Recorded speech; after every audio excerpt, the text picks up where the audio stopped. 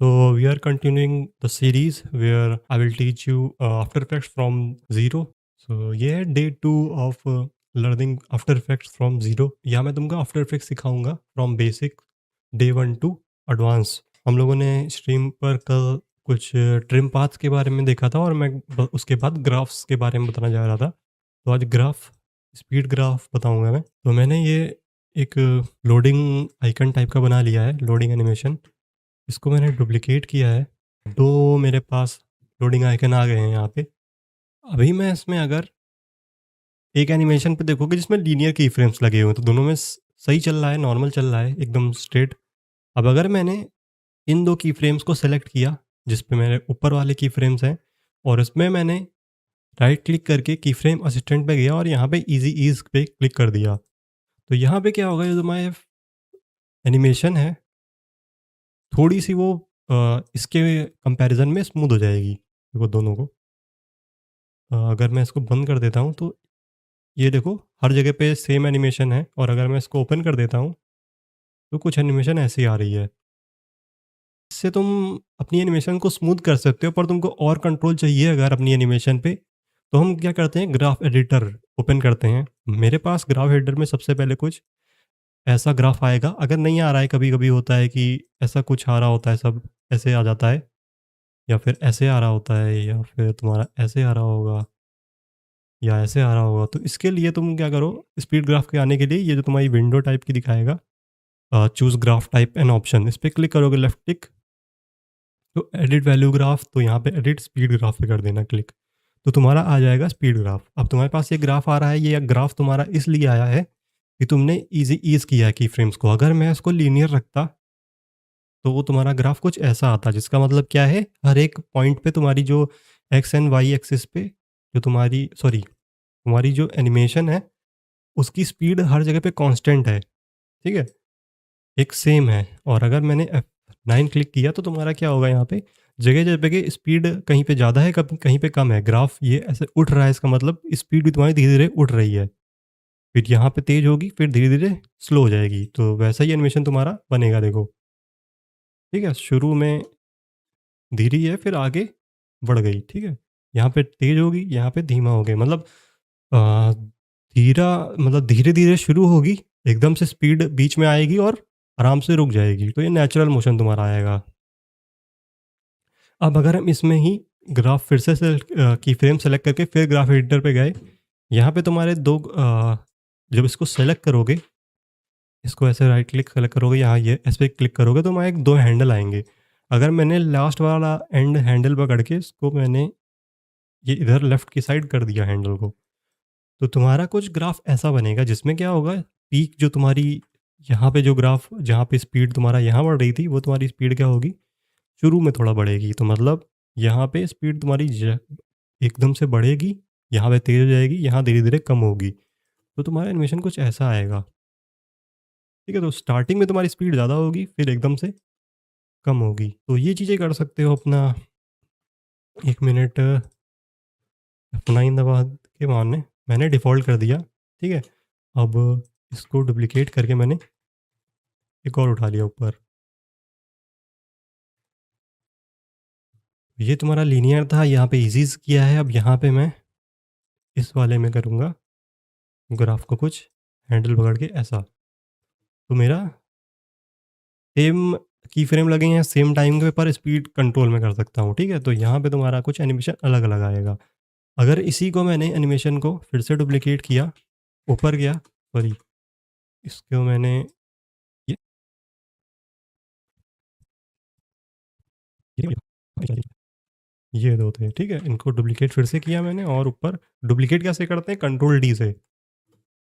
तो ये तुम्हारा एनिमेशन बन गया। अब अभी मैंने क्या किया, एक ग्राफ में इसी को मैंने पकड़ा, और ये हैंडल को मैंने इस साइड करने की जगह वापस से पहले F9 दोनों को पॉइंट को सेलेक्ट करके F9 कर दिया, ईज़ीज़ हो गया।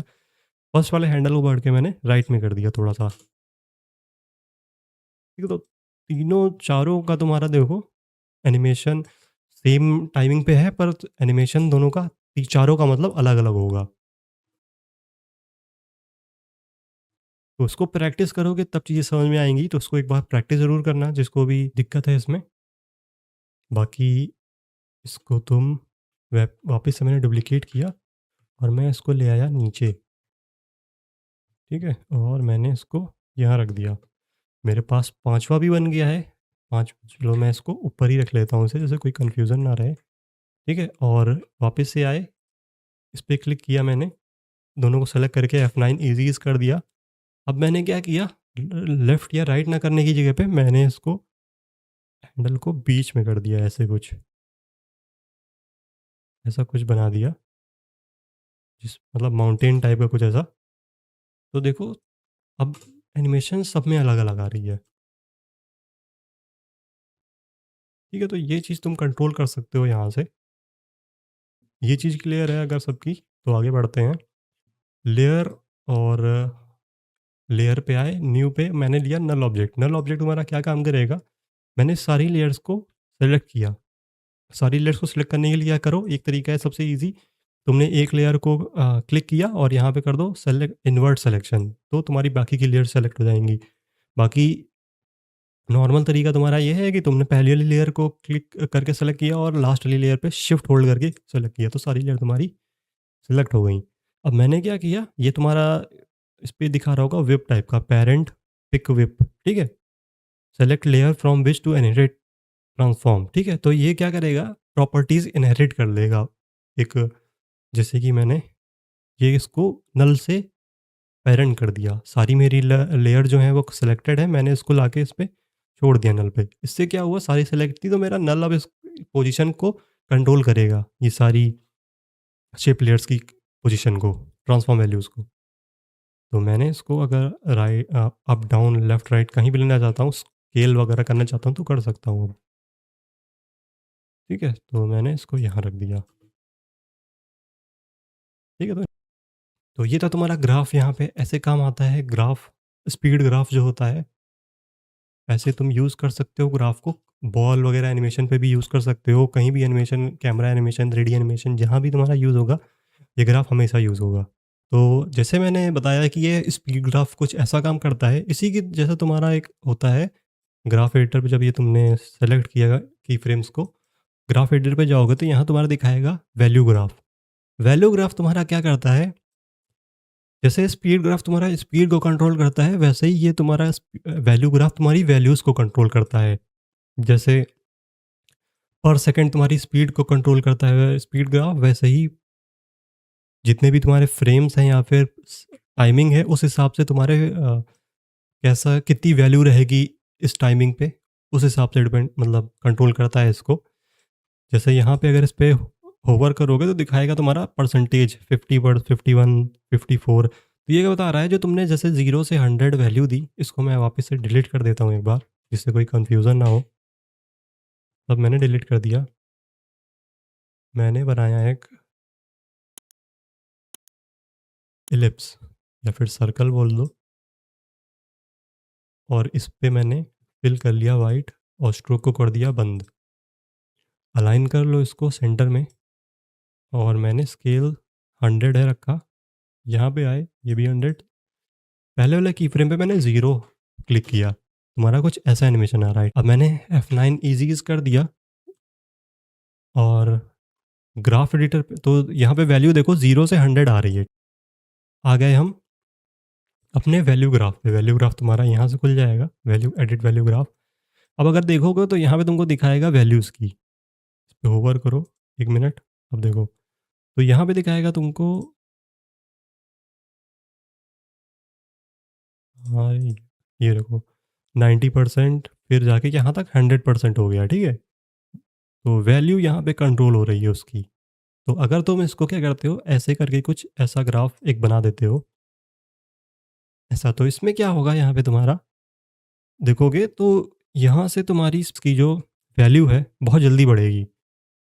यहाँ बढ़ेगी 29, 30, जितनी भी, मतलब मेन तुम्हारी 50% तुम्हारी देखोगे तो यहीं पे बढ़ गई है। बाकी ये ग्राफ तो बाकी है, लेकिन तुम्हारी वैल्यू यहाँ तक पूरी देखो 80 तक आ गई है। तो मतलब क्या होगा, तुम्हारा यहाँ पे वैल्यू बहुत जल्दी बढ़ेगी और एक धीरे-धीरे जाके यहाँ तक ड्यूरेशन तक कम होगी, ठीक है? तो अगर इसका एनिमेशन देखोगे तो कुछ ऐसा आएगा एनिमेशन। अगर मैं 2 सेकंड पे कर देता हूँ और वापस से जाता हूँ, तो यहाँ पे तुम्हारा ग्राफ थोड़ा बिगड़ गया है। तो देखो यहाँ पे 60-70% तुम्हारी आधा ग्राफ पूरा होने से ही मतलब जैसे तुम्हारी 2 फ्रेम यहाँ पे 2 सेकंड है, हाँ सॉरी 2 सेकंड है, 2 सेकंड से तुम्हारे 1 सेकंड के अंदर ही आधी से ज़्यादा तुम्हारी जितनी भी वैल्यू थी वो बढ़ चुकी है। तो एनिमेशन तुम्हारा कुछ ऐसा आएगा एकदम फास्ट सा, जहाँ पे हमको सडन ज़ूम चाहिए या फिर हमको बाउंसी टाइप का चाहिए जहाँ पे मुझे वैल्यू को ओवरराइड करना है। जैसे मैंने क्या किया, मेरी स्केल थी, मैंने 0 से 100 तक की थी, ठीक है? अगर मैं क्या करता हूँ ग्राफ को कुछ यहाँ से ये जो लाइन है इसके ऊपर अगर बढ़ा देता हूँ, ऐसा कर देता हूँ, तो यहाँ देखोगे ये तुम्हारा 100 को पार कर गया स्केल को। मतलब क्या हुआ है यहाँ पे 100 से 100 तुमने स्केल रखी है, फिर वापस 100 तुम्हारा आएगा यहाँ 80, 90, 90, 100, फिर 100 से वापस आएगा 106 गया, 7 गया, फिर वापस आके तुम्हारा 100 पे आया। तो तुम्हारा एनिमेशन कुछ ऐसा बनेगा, ठीक है? बढ़ेगा और फिर कम होगा। ऐसा ही तुम इसको ऐसा भी कर सकते हो, तुमने ये ग्राफ पकड़ा एक हैंडल और ये ग्राफ ऐसे कर दिया। तो यहाँ पे तुम्हारा क्या होगा, बाकी स्पीड ग्राफ भी तो वो काम कर देता है जो इसका क्या डिफरेंस देखो, स्पीड ग्राफ में तुम बताया ना मैंने, जहाँ पे तुमको वैल्यू कंट्रोल करनी है, तुम वहाँ पे वैल्यू ग्राफ यूज़ करोगे, जहाँ पे तुमको स्पीड कंट्रोल करनी है, वहाँ तुम स्पीड ग्राफ यूज़ करोगे। अब जैसे मैं यही इमेज ले लेता हूँ बस, ठीक है? ये मेरे पास एक इमेज है और इसको मैंने 3D कर लिया, 3D स्विच ऑन कर दिया इसका और मैंने कैमरा को नल से पैरेंट कर दिया। पोजीशन और मैंने थोड़ा आगे आके ये ऐसे ज़ूम किया, ठीक है? ज़ूम करके मैंने लगभग इस पे ले गए, ठीक है? और मैंने F9 किया, मुझे एकदम सडन ज़ूम चाहिए इसमें, धूम-धाम वाला एकदम, तो कुछ ऐसा बनेगा, है ना? अगर मैं इसको ऐसे भी ले जाता हूँ, तो कुछ ऐसा आ रहा है। अब मैं अगर इसको करता हूँ वैल्यू ग्राफ से, पोजीशन को यहाँ पे मुझे सेपरेट करना पड़ेगा पर, तो सारी पकड़ के इनको हम कर लेते हैं F9। अब मैं करूँगा कुछ ग्राफ ऐसा बनाऊँगा, ठीक है? वाई पे भी बना देता हूँ और ज़ेड पे भी बना देंगे। स्ट्रीम पर सब सही चल रहा है ना? तो कुछ ऐसा आएगा, ठीक है? अभी ये थोड़ा अटका लग रहा होगा, F9 अभी कर लो, यहाँ पे अब हम अपना फ्लो यूज़ कर लेंगे और यहाँ से हम लोग इसको मतलब सारे की फ्रेम मेरे सेलेक्ट है, तो वहाँ पे मुझे बार-बार सब पे नहीं करना पड़ेगा और अप्लाई कर देंगे, ठीक है? तो ऐसा कुछ जैसे ये आया, ठीक है? और फिर ज़ूम करना है कुछ और चल रहा है 3D, ओके चल रहा है। 3D क्यों किया? बिना 3D करे भी तो ग्राफ यूज़ कर सकते हैं। हाँ, यूज़ कर सकते हैं, मैंने बस ज़ूम करने के लिए किया है उसको। ट्रांसफ़ॉर्म पे लगा के मैं भी कर सकता था या फिर स्केल पे भी कर सकता था, पोज़ीशन लगा के भी कर सकता था। ऐसे भी कर सकता था मैं,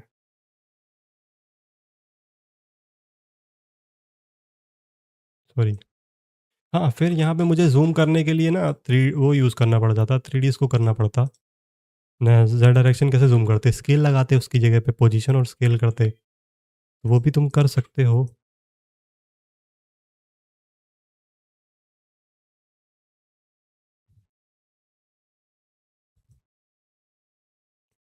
पर वही चीज़ बता रहा था मैं कि स्केल, ठीक है, ये चीज़ है कि इसमें तुम्हारा एडवांस रहता है एक तरीके से थोड़ा-सा। कहीं-कहीं हमको एकदम जो सडन ज़ूम चाहिए थे, उसके लिए यूज़ होता है ये। अब अगर मैं इसको ये अप्लाई कर देता हूँ तो दिख रहा है? और इसी पे अगर नल मैं यूज़ करता हूँ दोबारा से और पैरेंट कर देता हूँ उसको और इसमें भी वही पोजीशन, स्केल वगैरह यूज़ करता हूँ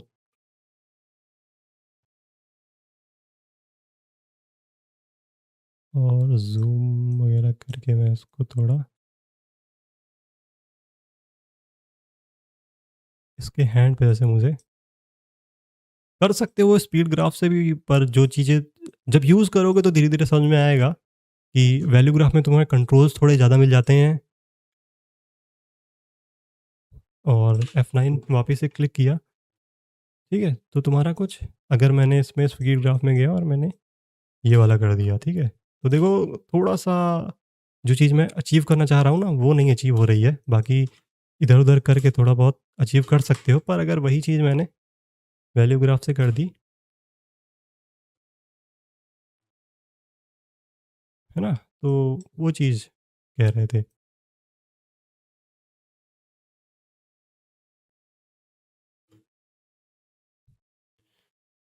और इससे एक और बढ़िया चीज़ कर सकते हो कि अगर इसको तुम वैल्यू के बाहर ले जाओगे, हाँ, स्पीड रैम में वैल्यू ग्राफ ही यूज़ करते हैं ज़्यादातर। हाँ, स्पीड रैम्स वगैरह में तुमको ज़्यादातर यूज़ आएगा। तो सेपरेट मार दो इसको। मतलब एक चीज़ कह सकते हैं कि तुमको वैल्यूज़ पे जो होता है ज़्यादा कंट्रोल मिल जाता है, इसलिए तुम इसको यूज़ कर सकते हो। जैसे और बेसिक सा एक एग्ज़ाम्पल ले लेते हैं, यही बॉल वाला।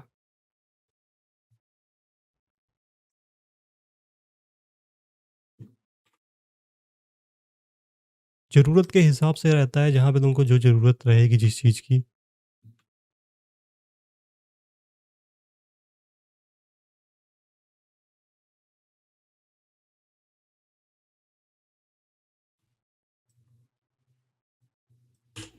बाकी अगर किसी को कन्फ्यूज़न है, कोई चीज़ क्वेश्चन पूछने हैं, तो वो मुझसे पूछ सकता है एडिटिंग से रिलेटेड अभी इस समय। ठीक है, तो अब गए वैल्यू ग्राफ पे। पोजीशन को तुमको सेपरेट करना पड़ेगा। सेपरेट डायमेंशन से क्या होगा तुम्हारा, तुम अलग-अलग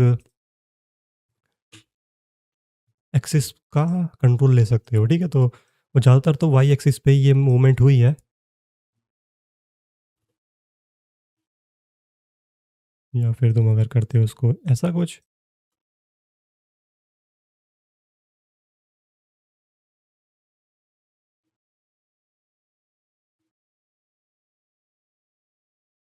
तो यही सब चीज़ें तुम कर सकते हो उससे। बाकी इससे करोगे तो ये थोड़ा ऐसा आएगा एनिमेशन। पास कर देता हूँ अगर मैं इसको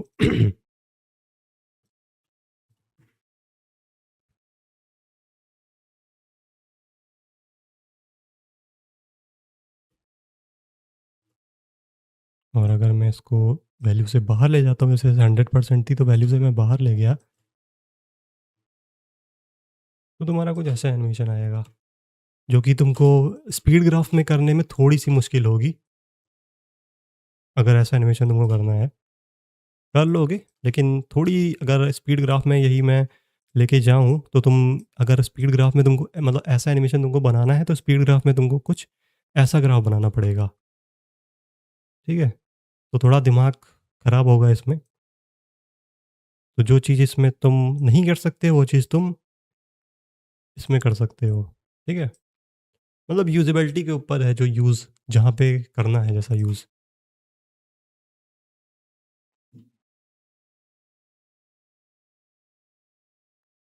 जैसी नीड है जहाँ पे।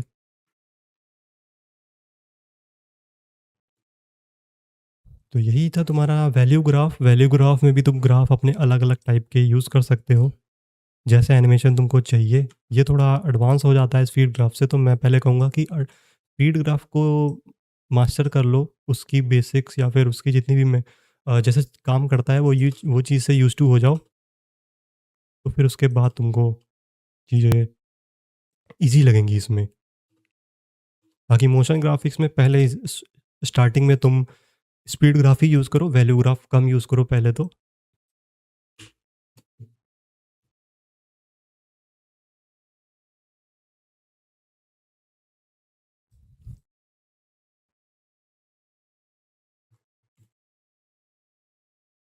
तो ये थे तुम्हारे वैल्यू ग्राफ और speed graph. Graph editor, trim path मैंने कर लिया, और हम लोगों ने कल देखा था टेक्स्ट एनिमेशन। हुँ, अब हम लोग देखते हैं मास्किंग, ठीक है? मास्किंग तुम्हारा जो है एक टॉपिक बहुत अच्छा टॉपिक है और मास्किंग तुम्हारा बहुत जगह काम आएगा। इमेजेस में, वीडियोज़ में, फ़ोटोस्कोपिंग में भी मास्किंग काम आती है। तो मास्किंग में जैसे तुमको बताता हूँ, मैंने इमेज ली एक ये, ठीक है?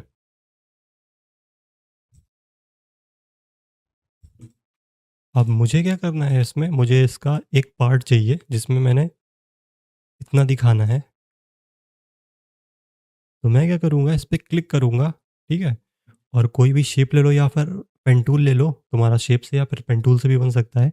अब पेन टूल जब कोई शेप जो है तुम उसको सेलेक्ट करे रहोगे और अपनी लेयर को सेलेक्ट होगी तुम्हारी जब, तो देखो कुछ ऐसा आइकन या फिर ऐसा कर्सर दिखाई देगा तुम्हारा। तो ये तुम्हारा मास्क का आइकन है। अब तुम अगर इस पे ऐसे कुछ बनाओगे, तो तुम्हारा ये मास्किंग, इसको हम मास्किंग बोलते हैं। तो तुम्हारा मास्क बन जाएगा। मतलब क्या होगा, तुम्हारी लेयर से जो पार्ट है वो डिलीट नहीं होगा, पर एक जितना तुमने पार्ट सेलेक्ट किया है वो विज़िबल होगा, बाकी का विज़िबल नहीं होगा। तो जब इस पे तुम क्लिक करोगे ड्रॉप डाउन एरो से, तो वहाँ मास्क दिखाएगा। मास्क के अंदर जाओगे तो मास्क के अंदर mask path, mask feather, mask opacity, mask expansion, ठीक है? तो 4 तुम्हारी प्रॉपर्टीज़ आती हैं उसकी। अभी मास्क पाथ को छोड़ो, मास्क फेदर पे आते हैं। सॉरी, मास्क पाथ को छोड़ के सॉरी, मास्क पाथ तुम्हारा क्या करेगा, मास्क पाथ अगर तुम की फ्रेम एनिमेशन लगाते हो उसमें, इससे पहले तो ये यहाँ पे ब्लेंडिंग मोड कुछ दिखाएगा तुम्हारे, या फिर हाँ, ब्लेंडिंग मोड। तो इसमें अगर तुम नन सेलेक्ट करते हो तो कुछ जो मास्क है तुम्हारा वो कोई काम नहीं करेगा, बस रहेगा पर वहाँ दिखेगा नहीं। अगर तुम ऐड पे करते हो तो हमारा नॉर्मल वाला, सब्ट्रैक्ट करोगे तो जो जितने तुमने मास्क बनाया उसको ओरिजिनल इमेज से वो सब्ट्रैक्ट कर देगा उतने एरिया को। इंटरसेक्ट होगा, इंटरसेक्ट में तुम्हारा कैसे आएगा, अगर मैंने इसी पे लेके एक और मैंने एक मास्क बनाया जो इसको इंटरसेक्ट कर रहा है, ठीक है? और मैंने इस वाले लेयर पे कर लिया इंटरसेक्ट, ठीक है? और इस पे भी मैंने कर दिया इंटरसेक्ट। तो जो एरिया दोनों के बीच में कॉमन है ना, वो बस दिखेगा। डिफरेंस में तुम्हारा क्या रहता है, डिफरेंस में जो दोनों का डिफरेंस होगा, मतलब इंटरसेक्ट का उल्टा जो रहेगा, ठीक है? तो काफ़ी जगह काम आएगा ये तुम्हारे। मैंने उसको ऐड पे ही रखा है अभी। अब मास्क फेदर, फेदर क्या करता है, ये जो इसके एजेस होते हैं इनको फेदर दे देता है, जो तुम्हारे एजेस हार्ड ना दिखें इसकी वजह लिए। तो ये तुम्हारा ऐसा कुछ दिखेगा, फेदर अगर ऐड करोगे। इसमें मास्क ओपेसिटी, तुम्हारा मास्क की ओपेसिटी को, जैसे लेयर की ओपेसिटी रहती है वैसे ही कंट्रोल करोगे इसको।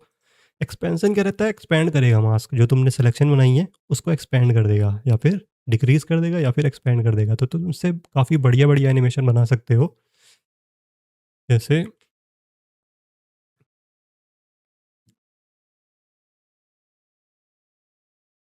हुँ, तो मैंने इस पे लगाया जैसे कि एक, इसको मैंने हटा दिया और मैंने इस पे एक इलिप्स से एक मास्क बनाया, ठीक है? अब तुमको सेंटर में मास्क अगर चाहिए, जैसे तुमने ये बनाओगे ना तो सेंटर में कभी-कभी दिक्कत होगी, तो उसके लिए क्या कर सकते हो, कंट्रोल आर दबा के रूलर निकाल लो और यहाँ पे इस पे 2 रूलर लगा लो ऐसे करके, ठीक है? तो अब यहाँ से जब करोगे ना तो एक तुम्हारा सेंटर में आएगा ये। या फिर भी दिक्कत होती है तो तुम इससे यहाँ से क्लिक करोगे, प्रोपोर्शनल ग्रिड ऑन कर लो, तो देखो तुम्हारा अब यहाँ से अगर लोगे तो ये तुम्हारा प्रोपोर्शनली आएगा। या फिर टाइल एक्शन ले लोगे तो तुम्हारा सेंटर दिखेगा तुमको, सेंटर भी अपना ले सकते हो, सेंटर लेके और सेंटर ले लो तो तुमको आइडिया रहेगा कि तुमको कितने में बनाना है। अब यहाँ से इसको पकड़ के बनाओगे तो तुम्हारा एक सेंटर से बन जाएगा, ठीक है? और मास्क पाथ को सेलेक्ट करो और इसको अलाइन कर दो तो तुम्हारा सेंटर में आ जाएगा, ठीक है? तो तुम्हारा सेंटर में है। अब अब इस पे मैंने क्या किया, फेदर थोड़ा बढ़ाया हल्का-सा, मास्क एक्सपेंशन पे मैंने लगाया की, थोड़ा आगे आए और इसको मैंने किया, बढ़ा दिया काफ़ी, और पहले वाले पे हमने 0 कर दिया। ठीक है? तो तुम ऐसे एनिमेशन बना सकते हो, बाकी इस पे तुम सेम ग्राफ एडिटर से अपना ईज़ी ईज़ की फ्रेम्स को कर सकते हो या फिर थोड़ा बहुत ग्राफ को चेंज करोगे तो तुम्हारा अलग-अलग टाइप के एनिमेशन बन जाएँगे।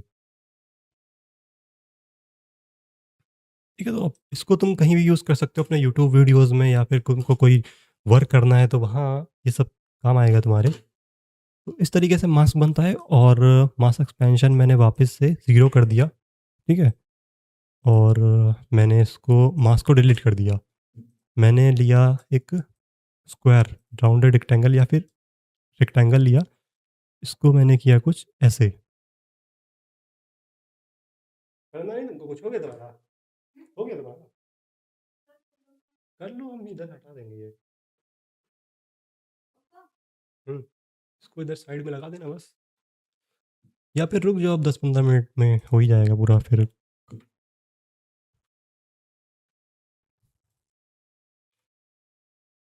तो ये शेप लेयर बन गई, सॉरी। इस पे मैंने क्लिक किया, वापस से मैंने एक रेक्टेंगल मास्क बनाया या फिर छोटा-सा बनाया मैंने मास्क कुछ ऐसा। और मैंने मास्क पाथ पे गए, मास्क पाथ पे किया क्लिक। ये टॉगल टॉगल वाला जो आइकन है या फिर स्टॉप वॉच आइकन बोलो, इस पे क्लिक करो। थोड़ा आगे आओ या फिर थोड़ा आगे इतना, और मास्क पाथ, इसको जब सेलेक्ट करोगे मास्क पाथ को, तो तुम इसको अपने हिसाब से देखो आगे पीछे बढ़ा सकते हो। तो मैंने कुछ ऐसे कर दिया इसको यहाँ तक, और स्टार्टिंग में आए मैंने मास्क पाथ को क्लिक करके ऊपर कर दिया। तो अब देखो तुम्हारी ऐसी कुछ बन र गई एक एनिमेशन। ये तुम्हारी क्रिएटिविटी के ऊपर यूज़ कर सकते हो इसको, डिपेंड करेगा तुमको कैसे यूज़ कर सकते हो, काफ़ी तरीके से यूज़ कर सकते हो उसको करने के लिए। ठीक है? तो इन सब चीज़ों को तुम यूज़ कर सकते हो मास्किंग में। और मास्किंग का तुम एक और बढ़िया तरीका कर सकते हो कि जैसे मास्क पाथ पे तुम इसको एक एक की फ्रेम, एक पॉइंट को सेलेक्ट करोगे, एक वर्टेक्स को सेलेक्ट करके तुम उसका शेप को भी चेंज कर सकते हो।